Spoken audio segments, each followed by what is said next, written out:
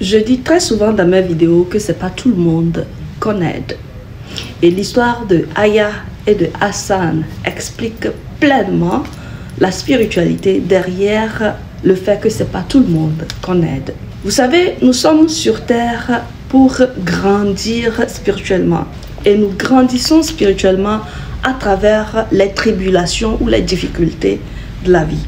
Donc, les difficultés de la vie ne sont pas une punition, mais une formation. Maintenant, au-delà du fait que nous avons tous des difficultés pour nous aider à grandir, il y a certaines difficultés qui sont des dettes que nous sommes en train de payer. Ça peut être des dettes karmiques que nous avons contractées à travers nos faits et gestes dans cette vie, ou des dettes karmiques que nous sommes en train de repayer à travers des faits et gestes qui relèvent de nos anciennes vies. Il y a aussi des dettes karmiques que nous héritons de la lignée ancestrale de laquelle nous sommes nés. Alors, pourquoi est-ce que je dis que ce n'est pas tout le monde qu'on aide? Eh bien, l'aide est une chose. Une personne en difficulté, tu l'aides une seule fois ou une fois passant, ça, ce n'est pas problématique. Nous avons tous besoin d'aide. Maintenant, lorsque à chaque fois qu'une personne est dans des difficultés, au lieu de laisser cette personne traverser ses propres difficultés, d'apprendre les leçons qui leur permettent de grandir, ce que nous faisons, c'est que nous intervenons pour les aider et les empêcher à grandir. Donc, ce n'est pas l'aide le problème, c'est le fait d'aider la même personne à plusieurs reprises qui est problématique. Parce qu'en ce sens-là, ce n'est plus de l'aide, c'est de la prise en charge. Maintenant, lorsqu'il s'agit des difficultés qui relèvent d'une dette karmique qu'une personne est en train de payer, lorsqu'on intervient pour aider cette personne, on empêche à cette personne de régler sa dette karmique. Alors, la personne qui intervient pour empêcher à une autre personne de payer sa dette karmique hérite automatiquement de cette dette-là.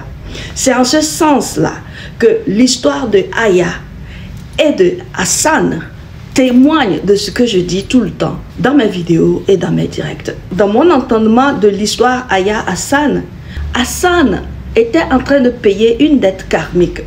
Hassan, un homme qui était marié, qui avait une vie stable, il avait son business, il vendait des vêtements. Et puis subitement, la vie a commencé par dégringoler pour Hassan.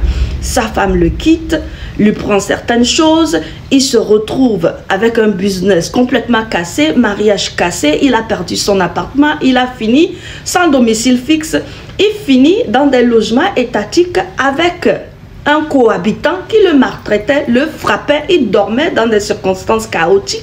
Parfois même, il préférait dormir dehors que dormir dans le logement étatique. Personne ne peut subir ce que Hassan a subi sans raison.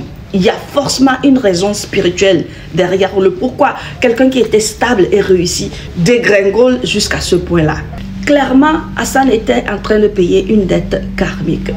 Maintenant, Aya, une belle femme généreuse au cœur qui est reconnue sur les réseaux sociaux. Elle se promène, elle regarde les personnes sans domicile fixe, elle veut écouter leurs problèmes. Ensuite, elle lance des cagnottes pour les aider à sortir de la précarité. Et c'est en ce sens-là que l'une de ses abonnés est venue parler à Aya, lui disant qu'il y a un monsieur qui s'appelle Hassan, va l'aider. Aya va rencontrer Hassan, écoute son histoire, partage son histoire et lance une cagnotte. La cagnotte regroupe un total de 37 000 €. Aya étant si joyeuse de comment cette cagnotte a marché aussi bien en si peu de jours, appelle Hassan et dans la joie totale, elle lui dit que la cagnotte a donné 37 000 €. Maintenant, le problème est que les 37 000 de la cagnotte de Aya n'étaient pas totalement destinés à Hassan. Ce qui était destiné à Hassan était 35 000 au lieu de 37 000. Aya explique à Hassan, voici ce qui s'est passé. Okay, les régulateurs de la cagnotte disent que 2 000 € doivent aller à d'autres personnes qu'on doit aider. Maintenant, ce qui te revient, toi, c'est 35 000. Et Hassan prend les 35 000, il est content. Mais qu'est-ce qu'il va faire à Aya par après? Il va lancer un procès contre Aya, comme quoi Aya lui a volé 2 000 € de sa cagnotte. Par apparence, nous voyons l'ingratitude de Hassan. Mais en profondeur, ceci est plus que de l'ingratitude. Spirituellement parlant, Hassan était en train de payer une dette karmique. Aya a intervenu pour lui empêcher de payer la dette karmique. C'est pour cela que Aya doit payer. Aya a hérité de la dette karmique de Hassan. Et le pire, c'est que c'est dans les mains de Hassan que Aya doit payer. Je répète, ce n'est pas tout le monde qu'on aide. Et l'aide n'est pas une prise en charge. Les difficultés de la vie sont pour nous former. Aider une personne une seule fois passant, ce n'est pas un problème. Mais lorsque tu l'aides tout le temps, lorsque cette personne est en difficulté, c'est que tu empêches à cette personne de grandir. Maintenant, il y a une catégorie de personnes que tu ne dois pas aider. Ces personnes sont en train de payer leurs dettes karmiques. Lorsque tu les aides, tu hérites de ces dettes-là. Et c'est toi qui dois payer. Et tu dois payer soit la totalité de leurs dettes ou soit une portion de leurs dettes. Il y a de fortes probabilités que Hassan va se retrouver encore dans la rue. Parce que la dette karmique de Hassan n'est pas encore payée.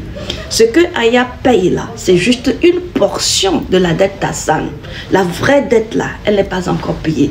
Donc les 35 000 € qu'on lui a donnés ne vont pas pouvoir l'aider à se rééquilibrer. Il y a de fortes chances qu'il va bouffer ça rapidement comme cela et va se retrouver dans la rue.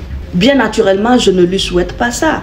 Mais ce que je suis en train d'expliquer là, c'est la spiritualité. Et lorsqu'une dette n'est pas payée, c'est que tu vas replonger.